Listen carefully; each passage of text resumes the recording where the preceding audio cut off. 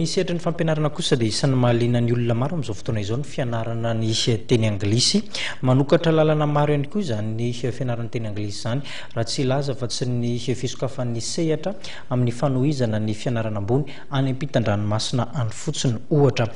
Maro ihany koa ireo olona izay efa roboka ao anatin'izay fianarana teny anglisy izay, araka izao tato-baovao entandravaka Randriamanalina sy Stéphane Razafamandimby azy izao.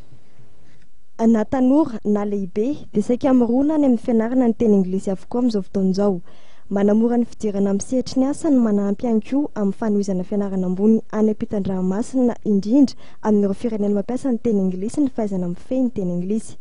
Teknika fampianarana isan'ny mahomby ety ampianarana ny ankizy, ny fanatanterahana, ny fanohanana ambava, arahina fampiarana ankasa amin'ny fotoana hifarana ny fampianarana toy ny tanterahan'ny sekoly USC English.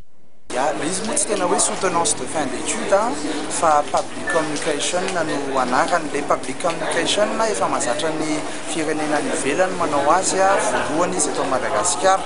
Mampiavaka an'izy io moa zany dia tsy le partie théorique izay nianaran'ny mpianatra tany ivelany ihany no avoatra ao anatiny, fa indrindrandrindra koa ny partie pratique, izany hoe misy partie théorique voalohany ao anatin'le soutenance ary réalisen'ireo mason'ny ray aman-dreny, ny tapaka sy ny namana sy ny invitaire, indrindrandrindra ireo jury vazaha sy ireo jury mpampianatra avy any amin'ny anjery manontolo. Olona nisa 3 mianadahy izay nanaraka fiofanana nandritra ny herintaona no nitolorana taratasy fanamarinana fa fitampiofanana omaly teto amin'izay amin'ny delaka Analakely.